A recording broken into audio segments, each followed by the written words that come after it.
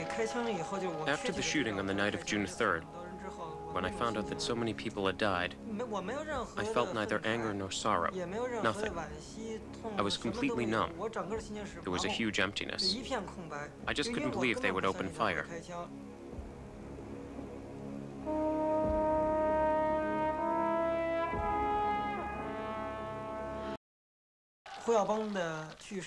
Huyabang's death was caused by the mental stress resulting from his illegal removal from office. We thought commemorating one man was not going to help China. To ensure our nation's positive development, we had to start transforming the political system. We wanted to use this opportunity to put forth our political demands.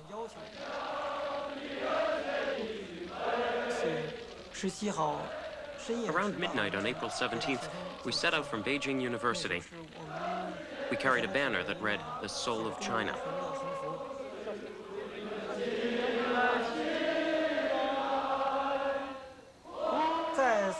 On the morning of the 18th, over 1,000 students held a meeting in the square.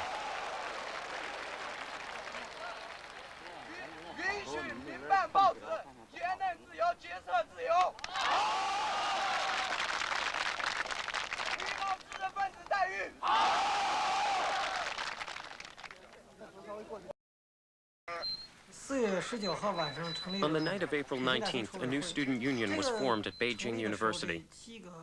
7 people volunteered to be on the organizing committee. They became the leaders because they were courageous enough to step forward. There were no formal elections. Later, the committee made many efforts to organize elections, but because we constantly faced new crises, we couldn't do what we'd originally intended. The editorial of April 26th caught the students by total surprise.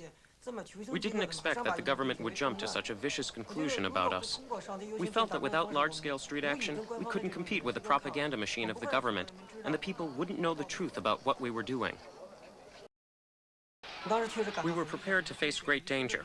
Some students even wrote their wills. This was because we had heard that the government was moving in troops to suppress any further demonstrations. Everyone showed a lot of self-control.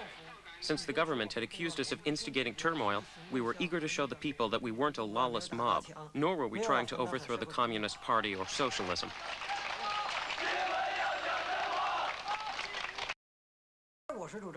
At that time, I thought we should resume classes because I felt a stalemate like this wouldn't necessarily get us anywhere, and the students were pretty tired.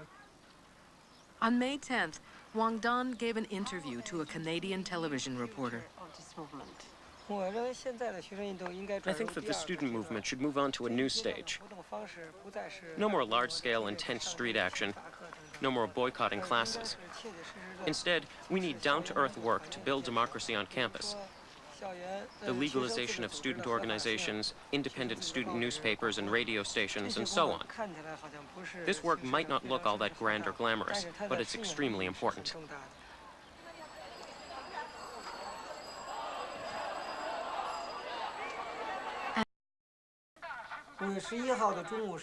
On May 11th, 6 of us discussed the situation. We had placed a lot of hope on talks with the government, but they kept putting it off. We feared that the movement would run out of momentum. Then the government would have been able to arrest the student leaders one by one and disband the independent unions. So it was necessary to escalate the movement, to use more radical methods and apply more pressure to force the government to concede to our demands. Since demonstrations and sit-down strikes no longer bothered the government, we felt the next step should be a hunger strike.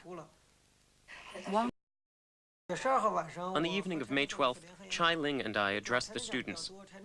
She did most of the talking. She said that the government was forcing us to put our lives on the line. She was crying emotionally. This got everyone really stirred up. Assessment of the situation, and they were well-intentioned. They knew this stalemate would harm the students' cause, but all the students had put so much into the hunger strike, how could the government simply ignore us? If we left, it would have been like encouraging a bully. Emotionally, we couldn't accept that. You can tell me all you want about what a rational person should do, but I say, excuse me, I can't be that rational because I'm not facing a rational opponent. 我们当时的那个 We 劝说 failed 失败了。 completely. 说个这样的。